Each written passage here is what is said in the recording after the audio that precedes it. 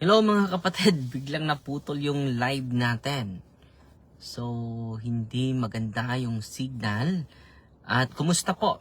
Pag-ibig at kapayapaan ni Kristo, maghari lagi sa puso at damdamin natin. So, this month mga kapatid, third and fourth week, meron tayong mga talk sa iba't ibang lugar, iba't ibang diocese. Bibisitahin natin. Yung una sa Cebu, at sa Diocese of Tandag. Babalik tayo sa Diocese of Tandag dahil meron silang ginagawang sa Divine Mercy na convention po. At pupunta tayo doon. So ngayong linggo po ay i-discuss natin thoroughly. Sa mga hindi pa nakapag-subscribe din sa YouTube channel natin, subscribe din. Marami tayong dinidiscuss doon, mga kapatid. Okay, greetings si Ving Horkea at si kapatid na Jubilin Buhayan. So dito tayo sa itong reference natin ay ito po. Itong reference natin, major reform about indulgence by Pope Paul VI, 1967, Indulgentiarum Doctrina, Apostolic Constitution, 1967, and then First Modern Edition, 1968. Later editions and updates, second edition by Pope John Paul II, third edition, 1999, issued by Pope John Paul II. This is the edition most widely used today. It incorporated new devotions, jubilee indulgences, clearer norms. So malinaw na malinaw po ito. Nandito po ito sa Region Indulgentiarum in 1968. Okay, so pag-usapan natin ang laman nito. May 20 norms na nakasulat dito mga kapatid. Very inspiring po ito.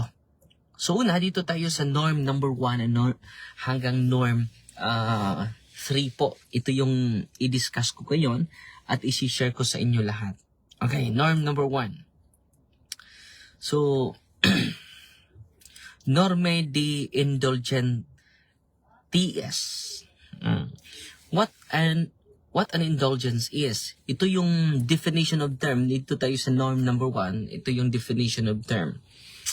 An indulgence is the remission before God of temporal punishment for sins whose guilt has already forgiven. So, malinaw na malinaw dito sa norm na ito na ang indulhensya ang makakuha sa punishment sa kasalanan na napatawad na. Example, 5 kasalanan mo na malaki, napatawad when you confess your sins. Pero may corresponding na punishment yan, 5 din. Dahil ang Diyos ay hustisya. Okay, so nung nagumpisal ka sa pare, 5 mong kasalanan, napatawad. Pero nanatili yung 5 parosa ng ating kasalanan. So, makakuha nito ang indulgence. Ang maka-erase, maka-remit sa 5 temporal punishment of your sins. No? Yung indulhensya. So, ulitin ko An indulgence is the remission before God of temporal punishment whose guilt has already been forgiven. So malinaw yan So yan po ang norm 1. So ngayong linggo sisikapin ko na matapos natin the whole norm para lalalim yung pananampalataya natin. No? So what confession removes? Our sin, the guilt of our sin. What indulgence removes? Our punishment of the sins which are already forgiven. So connected siya sa sacrament of reconciliation. You cannot enjoy indulgences without going first to the sacrament of reconciliation. So dito natin makikita mga kapatid, ang kaimportante sa sacrament of reconciliation mga kapatid. When sin is forgiven, the relationship with God is restored. But the effects of sin remain, the disorder, attachment, or the need for purification. Indulgences help the faithful undergo this purification through prayer, penance, charity, union with Christ and the church. The emphasis is that indulgences operate before God, meaning they are spiritual and rooted in divine mercy, not human calculation. So, saan to galing? Rooted in the divine mercy of God. Itong indulhensya mga kapatid. So, dito naman tayo sa norm number 2, dahil norm number 20, I think, norm number 20 po ito. Tingnan ko muna ha. So, norm number 20. Okay.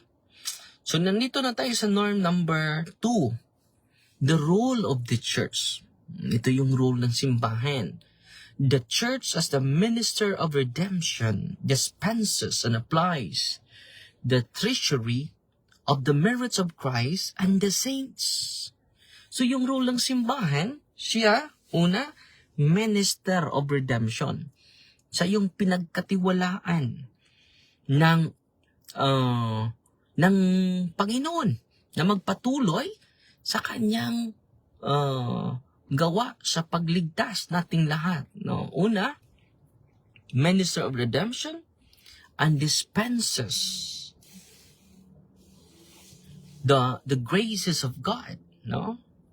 So, ito po yung pwede niya maibigay, no?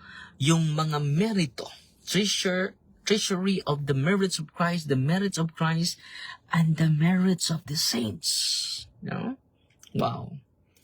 This norm explains how indulgences are possible. The church does not create grace.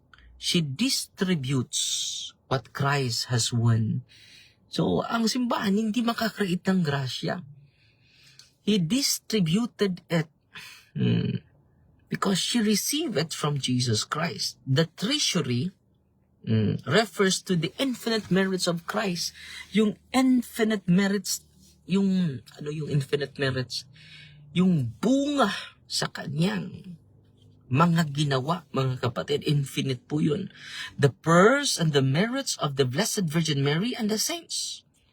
Because the church is the body of Christ, the good of one member can benefit another. This expresses the doctrine of the communion of saints. Wow! Indulgence are therefore an act of spiritual solidarity. Ano pa itong indulgence? It is an act of spiritual solidarity. Pangalawa, ecclesial charity. Pangatlo, participation in Christ's redemption. Okay. Yan po yung role ng simbahan. Dispenser of the graces of God. She never create grace. Yung simbahan hindi makakreate. He distributed the spiritual merits of Jesus Christ done during his lifetime, done by the merits of great saints of the church. The church is the body of Christ. The good of one member can benefit another. This is the communion of saints. So indulgences, ito highlight po ito, indulgences are an act of spiritual solidarity, ecclesial charity, and participation in Christ's redemptive act. So pangatlo, norm number, may oras pa. I-thoroughly discuss natin. Norm number 3, types of indulgence. May 2 types of indulgence, no? Indulgences are partial or plenary according as they remove either part or whole of the temporal punishment due to sin. So, may dalawang uri sa two kinds of indulgences. Partial, understandable, no? Partial, no? And plenary. So, ito po, no? Simply na analysis, no? Kung mag-confess ka sa mga kasalanan mo, napatawad yung kasalanan mo, pero may corresponding na punishment, may 5 ka na temporal punishment, and then mag-confess ka, nanatili yun. Kapag partial lang, yung natanggap mo, partial indulgence, ito lang, partial lang. Pero kung plenary indulgence, lahat po ng 5 na punishment na kasalanan mo mawala. Amazing! Yan po. Ang norm number 3 po. Before Vatican II, indulgences were measured in days or years. This reform removed numerical measurements to avoid misunderstanding. Diba, narinig nyo kapag mag-pray kayo nito, 100 days in purgatory. May 10 years sa purgatory na matanggap mo ito. So ngayon, kinuha po yan, yung numerical measurement to avoid misunderstanding. Now, there are only 2 kinds of indulgence, partial and plenary. So, partial removes part of the temporal punishment, while plenary indulgences remove all temporal punishments. The shift moves focus from quantity to spiritual disposition. So, nag-focus yung una. So, kinorek po yan sa Vatican II. So, may oras pa tayo. Dito tayo sa norm number 4, application to the dead. Any indulgence can always be applied to the souls of the faithful departed by way of suffrage. Wow, no. Ano ba ito? So, pwede pala tayo na mga buhay, sa norm number 4 po ito, pwede pala tayo mga buhay na nandito ngayon, bigay ng plenary indulgence, no, sa mga patay. Pwede natin ialay yung mga either partial or plenary indulgence, pwede natin mabigay sa kanila. Okay? This norm expresses the church belief in the unity of the church across death. It highlights the 3 states of the church. So may 3 states or 3 members of the church. The church militant. Yung mga tao nandito sa mundo. Church militant tayo. Church suffering. Yung mga tao nandun sa purgatorio. Tayo naman, sa langit, church triumphant. Yung mga nandun na sa langit. Church triumphant. Indulgences can be offered for souls in purgatory because they can no longer merit for themselves. The church intercedes for them in love. This is profound expression of Christian charity beyond death. So, ngayon mga kapatid, i-discuss natin thoroughly, no?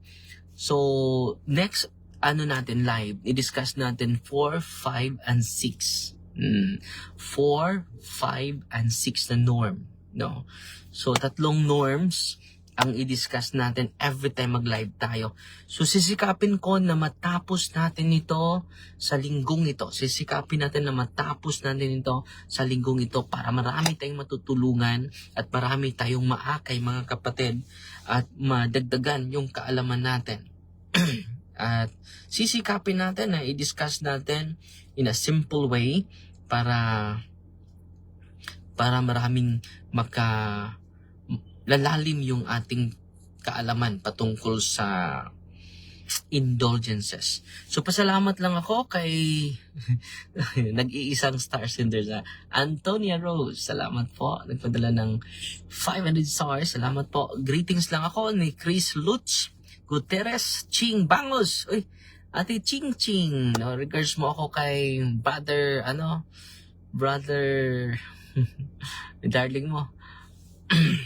Si Brother Ruli, no? Si Amelita Ko, nanood sa atin. Nama Kalibo, good PM, Father. Good AM dito sa atin, no?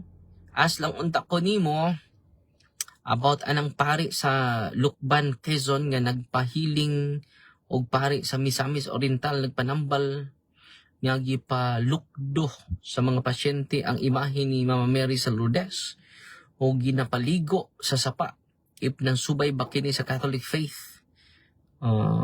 Una kapatid, no?